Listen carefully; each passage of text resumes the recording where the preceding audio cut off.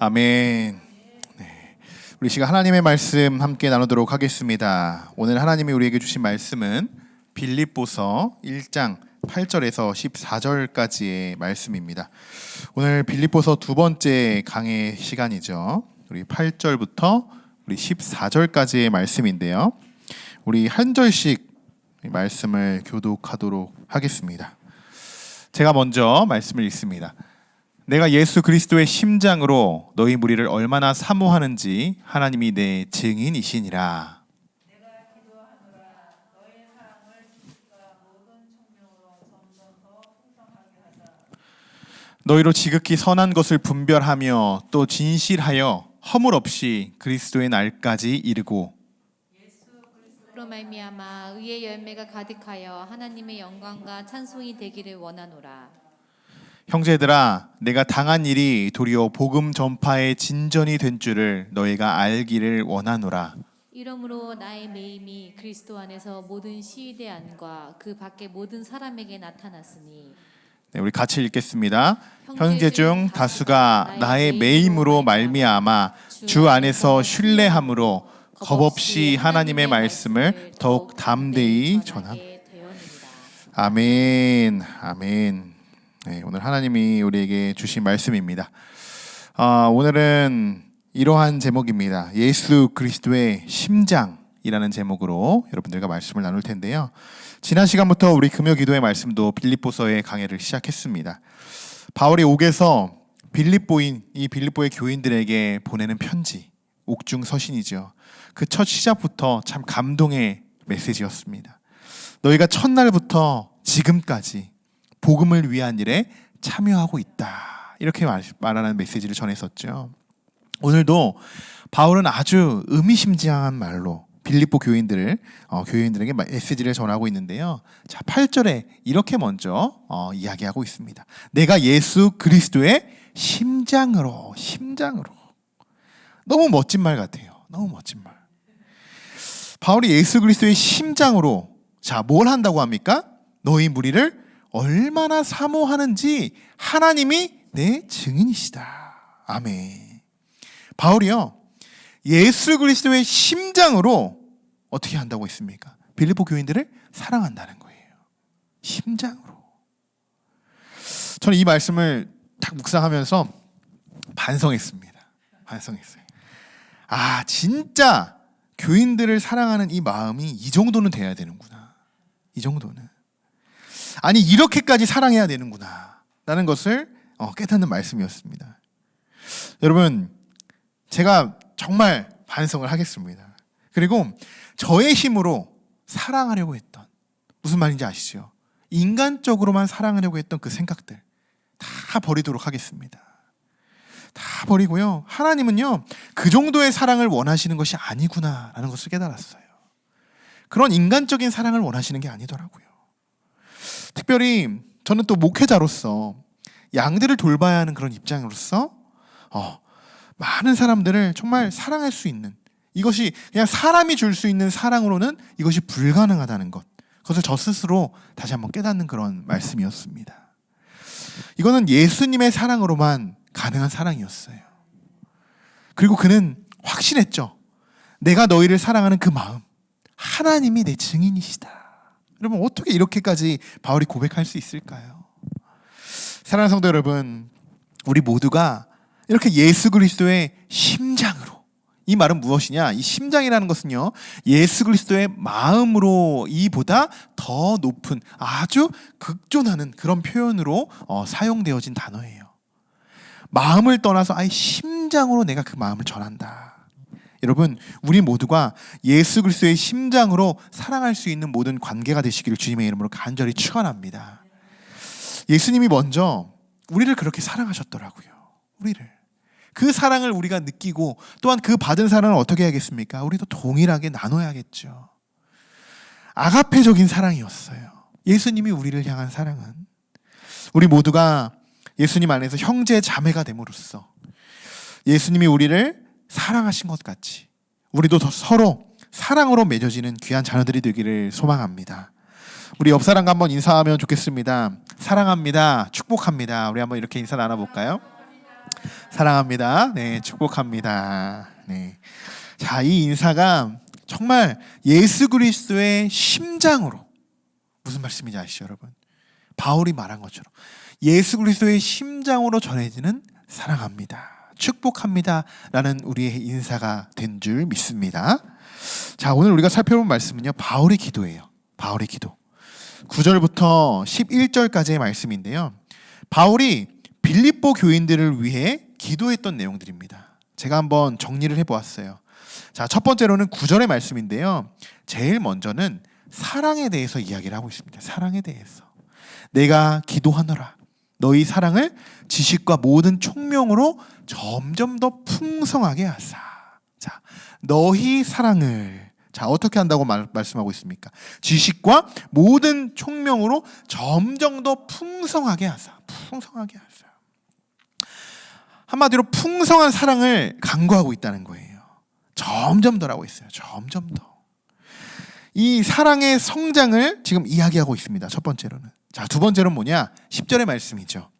너희로 지극히 선한 것을 분별하며 또 진실하여 허물 없이 그리스도의 날까지 이르고. 자, 선한 것을 분별하여 진실함을 간구합니다. 초대교회에서 흔히 나타나는 증상들이에요. 이단들이 출몰하고 거짓 선지자들이 많이 등장하기 있기 때문에 늘 영을 분별할 수 있는 영이 필요했죠, 그들에게는. 자, 또 이어서 11절 세 번째 부분입니다. 같이 읽어볼까요? 예수 그리스도로 말미암아 의의 열매가 가득하여 하나님의 영광과 찬송이 되기를 원하노라. 아멘. 자, 즉 열매가 있어야 된다. 열매가 있어야 된다는 거예요. 열매가. 자, 다시 9절, 10절, 11절 이 세 가지를 다시 정리해 보면요, 이렇습니다. 첫 번째는 사랑에 대해서, 풍성한 사랑에 대해서 이야기하고 있고, 두 번째로는 분별력과 진실함에 대해서 이야기하고 있습니다. 그리고 세 번째는 의의 열매에 대해서 이야기하고 있어요. 이 세 가지. 여러분, 이 세 가지가요, 우리 함께하는 교회에도 꼭 필요한 간구이자 절대로 교회 안에서는 빠질 수 없는 부분인 줄 믿습니다. 우리에게도 너무나도 필요한, 우리에게도 너무나도 간절히 필요한 부분이에요. 교회 안에서 여러분, 사랑이 없다고 생각해 보세요. 사랑이. 아무리 설교자가 말씀을 잘 전한다고 해도, 아무리 좋은 교제를 나누고 있는 공동체라고 해도요, 사랑이 없으면 울리는 꽹과리가 된다는 거예요. 아무리 천사의 말을 한다고 해도 아무 소용이 없다는 거예요. 우리 교회가 그러면 안 되겠죠. 우리 교회는 사랑이 어떻게 되냐? 풍성해져야 돼요. 풍성해져야 돼요. 어떻게? 앞으로 바울이 이야기한 것처럼 점점 더 풍성한 사랑으로 우리 함께하는 교회에 사랑이 넘쳐 흘러나기를 간절히 축원합니다. 그리고 분별력과 진실함이 필요하다는 거예요. 우리 안에서.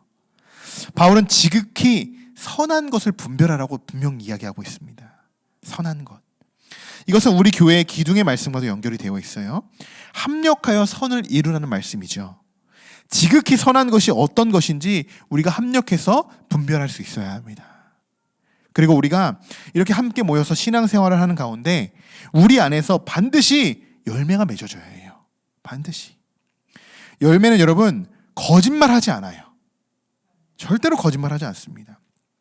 좋은 가지에 붙어 있으면 좋은 열매를 맺게 되는 거예요. 당연한 거예요. 당연한 원리죠. 나쁜 열매, 나쁜 가지에 매달려 있는 열매는, 그 열매는 열매의 가치가 없습니다. 썩어 문드러져 버려요. 우리 함께하는 교회는요, 예수 그리스도라는 포도나무에 달린 우리가 가지가 되어요. 그래서 그 가지에 맺히는 열매가 바로 우리가 되어야 하는 줄 믿습니다. 그러니 우리는 반드시 열매가 맺어져야겠죠. 열매가. 결국 이 세 가지, 사랑, 분별력과 진실함, 의의 열매. 자, 여러분, 이것이 무엇을 위함입니까? 무엇을 위해서 이 세 가지가 필요합니까? 11절에서 말해주고 있어요. 그저 단순히 우리가 간구하는 그 목적이 아니라는 거예요. 11절에 뭐라고 이야기하고 있냐? 자, 이렇게 이야기하고 있죠. 11절 마지막 부분에 하나님의 영광과 찬송이 되기를 원함인 줄, 네, 원합니다. 이렇게 기록이 되어 있어요. 우리의 목적이 아니죠. 우리의 간구가 아니라는 거예요.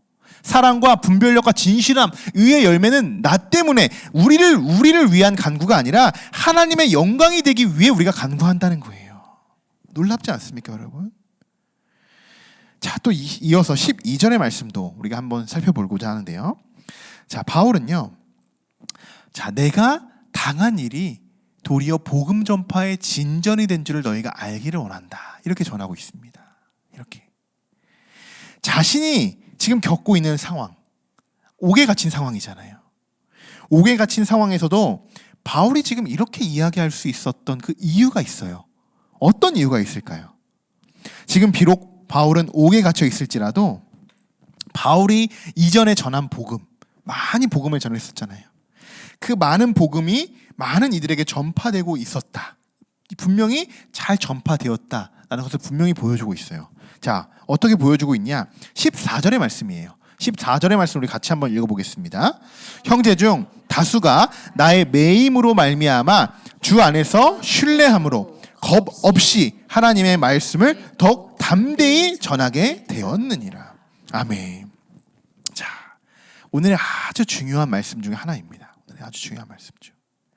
자, 맨 처음에 이렇게 이야기하죠. 형제 중 다수가 많은 이들을 이야기하는 거예요. 많은 이들. 많은 형제들이 내가 지금 옥에 갇혀서 복음을 전하지 못할 때 내가 아닌 그들이, 많은 이들이 주 안에서 신뢰함으로 겁 없이 하나님의 말씀을 더욱 담대히 전하게 되었다. 지금 이렇게 복음을 증거하고 있어요. 여러분, 이 상황이 지금 어떤 상황인지 아시죠? 바울이 옥에 갇혀서 지금 복음을 전할 수 없는 상황인 거예요. 그냥 이도 저도 하지 못하는 그런 상황에 놓여 있는 그런 바울의 상황이죠. 그런데 복음을 이미 이전에 받아들인 자들이 있잖아요. 그들이 이렇게 생각했다는 거예요. 이대로 있으면 안 되겠다. 우리라도 지금 발벗고 나서서 복음을 전하여 나가야겠다. 이러한 자들이 많이 생겨났다는 거예요. 지금 바울이 옥에 갇힌 상황 속에서 늘 그랬잖아요. 바울이 이 아시아 지역을 돌면서 혼자 계속 선교 여행을 다녔잖아요. 교회를 갈 때마다 세우고 그때마다 많은 역사가 이루어지지만 그들은 그랬잖아요. 늘 박해 속에서 조마조마하면서 늘 그렇게 신앙생활을 했잖아요. 그랬던 자들이 있었어요. 그 수많은 교회의 교인들이 있었고 복음을 들었던 많은 자들이 있었어요. 많은 다수들. 근데 그 다수들이 이제 서서히 복음을 증거하기 시작했다는 거예요. 그래서 결국 바울뿐만 아니라 많은 다수의 사람들도 예수 그리스도의 복음을 전하게 되었다. 이것을 지금 빌립보 교인들에게 전달하고 있는 것입니다. 그런 메시지예요. 사랑하는 성도 여러분, 오늘 우리가 많은 다수의 한 사람이 되기를 소망하고 간구합니다. 우리도 그런 사람이 되어야 된다는 거예요. 우리도. 여러분, 그 당시 복음을 전하는 것이요, 쉬웠을까요? 절대로 쉽지 않았어요. 그 당시는요, 믿기만 해도 핍박을 받는 상황이었어요. 박해를 받는 상황이었단 말이에요. 유대인들의 그 아주 율법적인 신앙이 강했어요. 예수 그리스도를 따르는 자들을 심하게 박해했단 말이에요. 보통 믿음으로요, 믿는 것도 쉽지 않은데 그들의 믿음이 복음을 전하는 믿음이었다. 정말 대단한 믿음이었다는 거예요. 대단한 믿음. 바울은 여러분 아시잖아요. 목숨을 걸고 복음을 전했단 말이에요. 목숨을 걸고. 여러분, 복음의 진리를 깨닫는 이들은요, 이제 바울뿐만 그러지 않습니다. 바울뿐만이 아니라 이제 많은 다수의 형제들이 바울과 같이 자신의 목숨을 걸고 지금 밖으로 나와서 예수 그리스도의 복음을 증거하기 시작했다는 거예요. 너무나도 감동적이고 은혜가 되는 그런 말씀 아닙니까? 여러분, 지금 이 시대에 우리가 얼마나 복음을 쉽게 전할 수 있는 그런 시대에 우리가 살아가고 있습니까? 주일마다 우리가 부채 전도를 하잖아요. 부채 전도를. 그런데 우리에게 막 부채 전도하는 사람들을 우리가 잡아가서 막 너희들 왜 이러냐? 꾸짖는 사람? 단 한 사람 없잖아요. 방해하는 자들이 없잖아요. 심지어 등 돌아서 우리를 막 손가락질하면서 욕하는 자도 없잖아요. 우리는 지금 너무 편하게 복음을 전하는 세상 속에서 살아가고 있다는 거예요. 그런데 문제는 무엇이냐? 정말 바울과 같이 빌립보 교인들과 같이 또 수많은 다수의 형제들과 같이 목숨 걸고 복음을 전달하지 않는다는 것입니다. 그냥 나만 믿으면 되지, 이런 아니라는 생각과, 그리고 언젠간 저들에게도 예수님이 영접할 수 있는 예수님이 기회를 주시겠지, 이렇게만 생각하고 있다는 거예요. 정말 목숨 걸고 내 이웃과 내 가족과 우리 형제들, 그들에게 정말 목숨 걸고 바울과 형제들처럼 말씀을 전하지 못한다는 거예요. 복음을 증거하지 못한다는 거예요. 여러분, 이것은 여러 가지 환경이 있을 수 있어요. 그렇죠? 내가 쉽게 복음을 전하지 못하는 여러 가지 환경들이 있을 수 있습니다.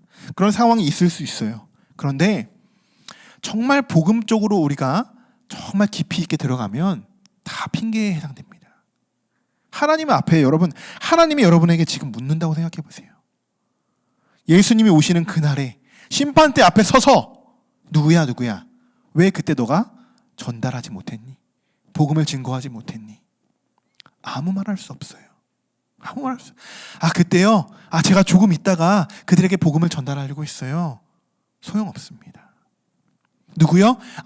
내 사랑하는 남편이요? 내 사랑하는 아내요?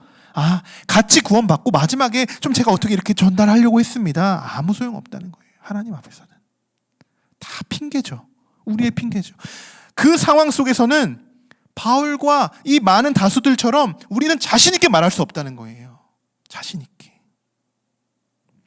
여러분, 우리는 자꾸 세상의 눈치를 봅니다. 복음을 전하는 데 있어서 세상을 눈치를 봐요. 자꾸 사람을 의식합니다. 오늘 이 말씀에 우리 모두가 도전을 받아서 우리의 힘으로 복음을 전하는 것이 아니라 주 안에서 주님을 신뢰함으로 우리가 어떻게, 오늘 말씀에 그대로 써 있습니다. 어떻게 이들이 전하냐? 주님을 신뢰하면서 겁 없이 그들이 복음을 전한다는 거예요. 우리에게도 필요한 거예요. 사실 우리가 왜 복음을 전하지 못하냐? 실질적으로 그 안에 들어가면요, 사람을 의식하는 것 이상 겁난다는 거예요. 겁나서 못 전한다는 거예요, 복음을. 왜? 혹여나 저 사람이 나를 좀 이상하게 생각하지 않을까? 이미 겁낸 거예요. 담대하지 못하잖아요. 믿음은 담대한 믿음을 가지고 내가 하나님의 말씀을 증거하고 복음을 전해야 되는데 겁난다는 거예요. 마치 설교자가 이 강단에 서서 그런 거예요. 내가 오늘 말씀을 전하는데 혹여나 저 사람이 어떻게 듣고 또 어떻게 나에게 또 반응할까? 또 이 메시지를 어떻게 들을까? 계속 의식하고 겁낸다는 거죠. 그래서 말을 잘 못해요. 늘 이렇게 전하면 여러분 어떻게 말씀이 선포가 되겠습니까? 하나님의 말씀이 똑같아요. 전도자의 입장으로서 복음을 증거하는, 선포하는 모든 자들의 입장에서는 똑같다는 거예요. 겁 없이 믿음으로 담대하게 전할 수 있어야 하는 줄 믿습니다. 여러분, 이 말씀이 오늘 우리에게 도전이 되었으면 좋겠어요. 도전이. 앞으로 오늘 하나님이 우리에게 이렇게 말씀을 하셨으니 더욱 우리가 담대히 말씀을 전하고 또한 전도하는, 복음을 증거하는 저와 여러분들이 되시기를 주님의 이름으로 간절히 축원합니다. 오늘 이것이 우리들에게 하나님이 주시는 말씀이에요. 메시지라는 거예요. 오늘 우리가 이제 말씀을 마치고 기도할 텐데요. 저는 오늘 먼저 우리 성도님들을 위해서 이렇게 기도할 거예요. 오늘 말씀과 같이 하나님, 우리 함께하는 교회의 모든 성도들에게 정말 예수 그리스도의 심장을 품게 하여 주시옵소서. 예수 그리스도의 심장을, 그리고 풍성한 사랑을 할 수 있도록 하나님 부어주시옵소서. 분별함을 허락해 주시고 진실함으로 하나님을 섬기고 우리 성도들 가운데 정말 의의 열매가 맺어지고 하나님의 풍성한 열매가 맺어지고, 또한 우리 모두가 하나님의 복음을 전하기에 겁내지 않고 하나님만 신뢰하며 우리가 힘쓰는 그런 우리 성도들이 될 수 있도록 은혜와 은총을 더하여 주시옵소서. 오늘 제가 먼저 이렇게 기도할 것입니다. 여러분 함께 이런 마음을 가지고 하나님이 주시는 메시지를 붙들고 함께 기도하셨으면 좋겠습니다. 오늘 우리 모두가 한 마음 한 뜻을 가지고 오직 예수 그리스도의 심장으로 우리가 사랑하며 서로를 중보하며 전도하기에 힘쓰는 우리 모두가 되기를 주님의 이름으로 간절히 축원합니다.